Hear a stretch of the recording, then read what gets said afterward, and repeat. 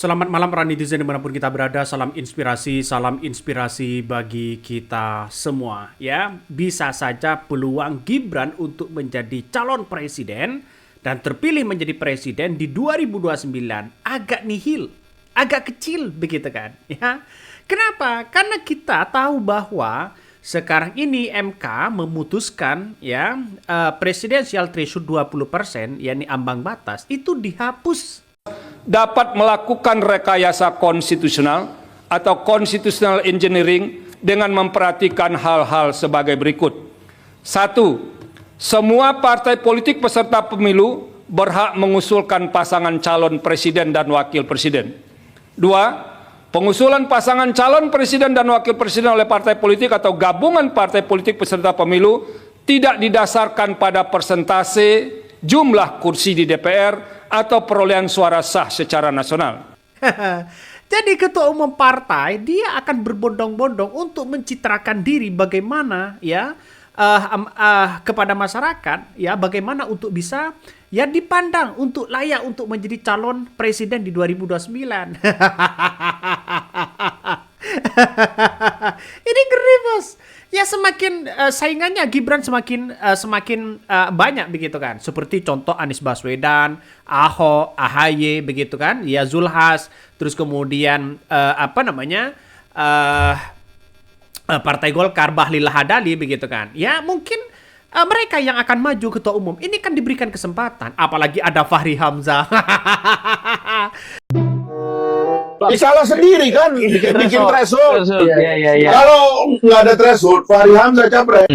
Maju. Berantem kita. Kayak ketakan yang lain gitu Pak loh. Prabowo juga hantam juga jangan. Bisa aja kan. Kalau nggak ada threshold. Iya. Apakah kader-kader dari partai yang mengusungkan selain Gibran itu bisa menjawab pertanyaan saya? Kenapa bukan saya yang punya hak untuk menjadi calon presiden Republik Indonesia? Tolong jawab. Kunci. Iya. Gara-gara lu kunci gua, akhirnya Gibran dapat. Nyahok lu, salah sendiri. Iya dong. Gua kunci balik. Iya, gua kunci balik. Keting balik. Iya. Ya, sekarang saya dukung Gibran, mau apa lo? Lu kunci gua, gua taruh Gibran. Main kita, ayo. Ya gagasan seorang Gibran ya, intelektual seorang Gibran ya. Nanti mungkin orang akan dipertanyakan di tahun 2029. Tidak lagi ada yang namanya kong kali kong. Ayo ke sini.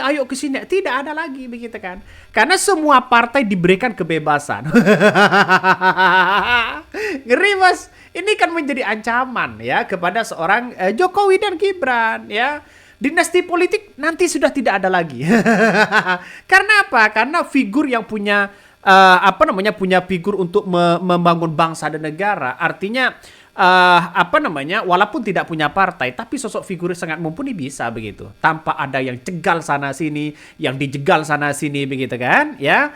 Makanya secara tidak langsung mungkin akan banyak ya orang yang berkata begitu kan ya. Jokowi akan paksakan Gibran ya jadi presiden ya sebelum tahun 2029. Bisa saja dipaksakan seperti itu seorang Gibran. Bagaimana caranya? Wah, apa mau kudeta seorang Prabowo? Yang jelas tidak begitu kan. Nah, dari pernyataan Ibu Koni sudah yang menyampaikan bahwa Prabowo katanya jadi presiden 3 tahun, selebihnya Gibran. Apakah benar seperti itu? Nah, inilah yang akan terjadi. Kalau Gibran ini pada hakikatnya nanti begitu kan ya, menjadi presiden sebelum ya di tahun 2029, artinya menggantikan Prabowo. Wah, nampaknya jalan satu-satunya ini Gibran untuk menjadi calon untuk menjadi presiden yaitu begitu kan. Kalau selebih itu banyak ya ketua-ketua umum partai akan bersaing ya. Saking Mahkamah Konstitusi begitu kan ya. Arwan Osman ini begitu kan beda pendapat. Tidak setuju ini ya partai-partai ambang batas ini presidensial threshold ini begitu kan ya. Tidak setuju mereka. Ya kenapa? Karena menjadi ancaman kepada seorang Gibran. Makanya Gibran ini mungkin ya dari orang didesak akan menjadi presiden sebelum tahun 2029. Ini ngeri bos. Ini ngeri-ngeri di situ begitu. Ya ini menurut gue dengan Gibran sebagai wapres eksekutif dan paman Anwar Osman yudikatif masih menjadi hakim MK, potensi konflik kepentingan masih ada. Ya iya di situ begitu kan. Artinya apa? Artinya secara tidak langsung ya menjadi indikator bagi seorang Jokowi begitu kan ya, menolak terkait dengan presidential threshold ini. Ya sebagai indikator aja bahwa Anwar Usman sudah menolak. Ngeri bos pembahasannya ini. Ya, sosok figur nanti begitu kan, figur yang mumpuni karena adu gagasan, adu argumentasi begitu kan. Kalau Gibran masuk di situ, saya kira akan keok ya. Kalau yang mau mendaftar ya seperti Anies Mata, Fahri Hamzah misalnya, ya Airlangga, terus kemudian Bahlil, terus kemudian Prabowo, kemudian Anies Baswedan, kemudian Ahok, ya, kemudian yang lain begitu kan. Orang yang punya potensi-potensi dan gagasan untuk memajukan bangsa dan adu narasi, saya kira Gibran tidak ada apa-apanya. Tidak ada apa-apanya. Jalan satu-satunya adalah Gibran harus menjadi presiden sebelum tahun 2029. Ngeri nih bos. Jadi sudah diberikan kebebasan sekarang ini. Masyarakat sudah diberikan kebebasan. Partai-partai kecil bisa berlabuh ya. Bisa berlabuh. Walaupun Gibran misalnya diusung oleh PSI. PSI kan tidak seberapa begitu kan. Di parlemen aja tidak lolos, masa mau mengharap menjadi presiden?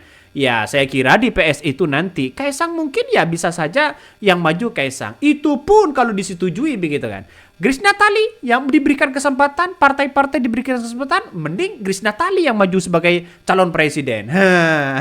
Kan?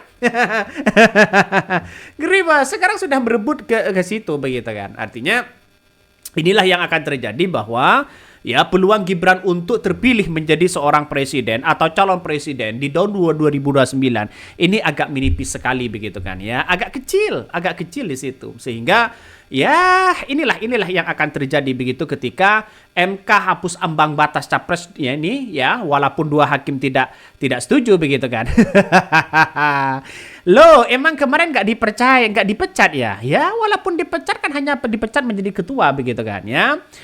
Jadi ini pastilah ya NGOs ya dan perusahaan swasta yang profesional hal tersebut sangat dilarang. Jadi ini menjadi ancaman bagi para oligarki ya, menjadi oligarki di situ menjadi ancaman karena apa? Karena presidential threshold itu 20% itu begitu kan. Kemudian dihapus, dia seorang akan berbondong-bondong untuk bagaimana begitu kan untuk menjadi calon presiden daripada nganggur.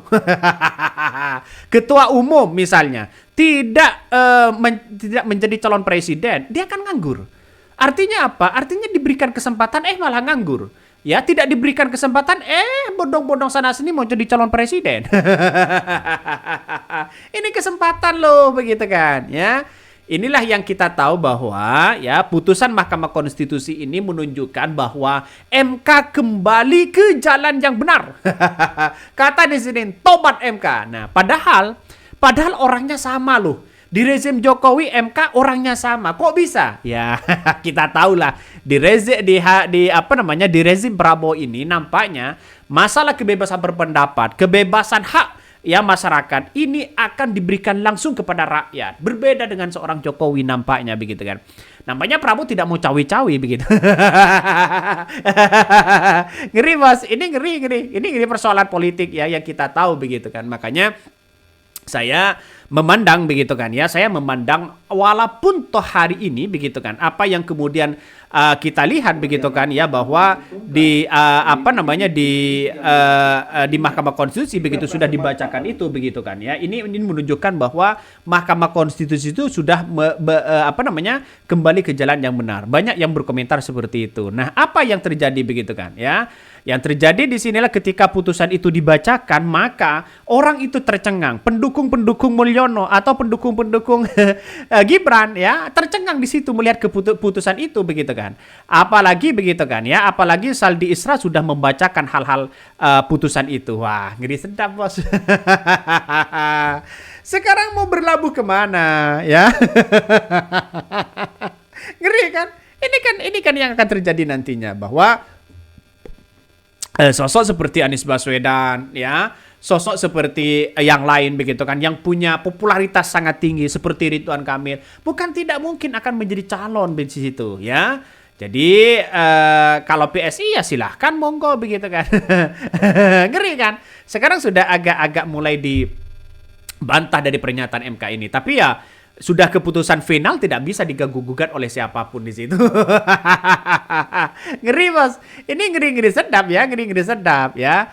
Coba kita baca komentar-komentar dari netizen ya, banyak sekali pro dan kontra masalah soal politik ini, begitu masalah soal keputusan apa yang kemudian disampaikan oleh Mahkamah Konstitusi ini ya. Pakai bahasa apapun, keluarnya MK 90 adalah peristiwa nepotisme Jokowi Gibran, Anwar Usman, ayah, anak, dan paman. Kata Syekh KF ya. MK memang mahkamah apa? Kepentingan. Setelah heboh Pilpres 2024, kini PT 20% dihapus. Dulu JR ya, ke MK sampai 27 kali. Selalu ditolak oleh Anwar Usman ya, sekarang dikabulkan. Aku senang, tapi ada apa? Padahal orang MK sama, ya mereka itu juga sama, iya begitu kan? Semuanya juga sama begitu. Makanya dengan adanya seperti ini mungkin ya Mahkamah Konstitusi mungkin sudah bertobat. Ini kan ngeri-ngeri sedap begitu. Jadi artinya apa? Artinya walaupun Anwar Usman dan Daniel Yusmik ya dissenting opinion soal hapus ambang batas pencalonan presiden, maka dia tetap diputuskan oleh ya oleh ketua Mahkamah Konstitusi begitu kan. Artinya ya kalah mereka. Jadi saya melihat bahwa ya nanti di tahun 2029 ini kalau semua partai sisi positifnya adalah diberikan kesempatan untuk menjadi calon presiden, ini sudah hak demokrasi itu sudah kembali kepada rakyat, ya sudah kembali kepada rakyat. Biar tidak ada lagi nanti penjegalan sana sini, biar tidak ada lagi yang sana berkong kali kong menjadi kipres, ya. Ya jadi artinya masing-masing partai itu begitu sesuai dengan kemampuan dan partai ya sudah teruji. Sudah 30 tahun lebih begitu kan ya. Hak rakyat demokrasi kita selalu diiming-imingi. Di sana harus ada presidensial threshold, harus diambang batas sana sini begitu kan. Sehingga kepercayaan publik hari ini begitu kepada Mahkamah Konstitusi sangat tinggi begitu kan. Karena semuanya dipasrahkan pada rakyat. Silakan rakyat memilih. Silakan. Partai boleh mencalonkan kader-kadernya begitu. Ya, yang tidak punya kader dan tokoh yang tidak populer, ya nggak apa-apa menjadi calon presiden. Walaupun dapat 0%. Walaupun dapat 0% ya silakan. Tidak ada masalah di situ. Ya ngapain? Karena pada kenyataannya adalah kita tahu ya sekarang ini kalau kita melihat dengan partai ya kayak kemarin ada Kimples, wow sangat gamblang begitu kan ya sehingga menjadi 3 calon ya harus mumpuni 20% sehingga hitung-hitungan ya. Kalau kamu ya mau bergabung dengan 3 partai akan mencapai 20 presidential threshold, maka harus menjadi presiden salah satunya, harus menjadi wakil presiden salah satunya, harus mengalah. Dan ini tidak di tahun 2029 ini nanti ya.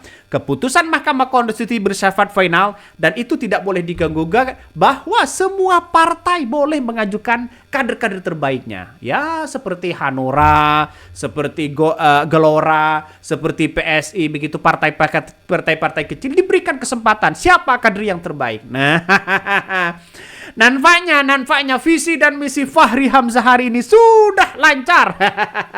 Nampaknya sudah tercapai begitu kan. Karena pada kenyataannya asal usul dari PT 20% ini begitu kan ya, sehingga menjadi 0% itu kritikan dari Fahri Hamzah dan Rocky Gerung pada waktu itu begitu. Tapi ada mahasiswa yang kemudian yang menggugat kepada Mahkamah Konstitusi dan akhirnya dikabulkan sekarang ini. Coba kita bayangkan.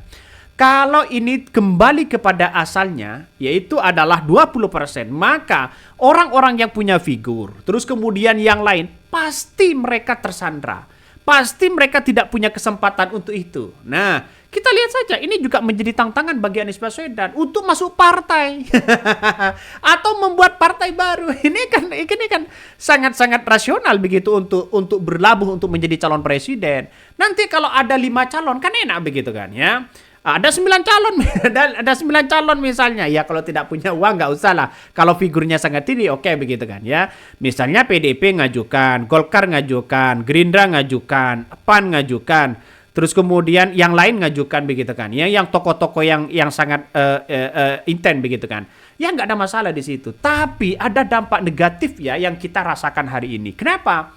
Dampak negatifnya apa? Dampak negatifnya adalah ya ketika ini sudah diterapkan, maka ya kementerian-kementerian dari seorang Prabowo yang notabene adalah ketua umum partai, maka dia akan sibuk mencitrakan diri bagaimana dirinya untuk bisa bekerja semaksimal mungkin agar dipandang oleh masyarakat ya bahwa yang ia lakukan track recordnya akan semakin baik di masyarakat. Dan itu yang kita lihat hari ini. Dampak negatifnya di situ. Sehingga mungkin Prabowo akan juga menjadi saingan.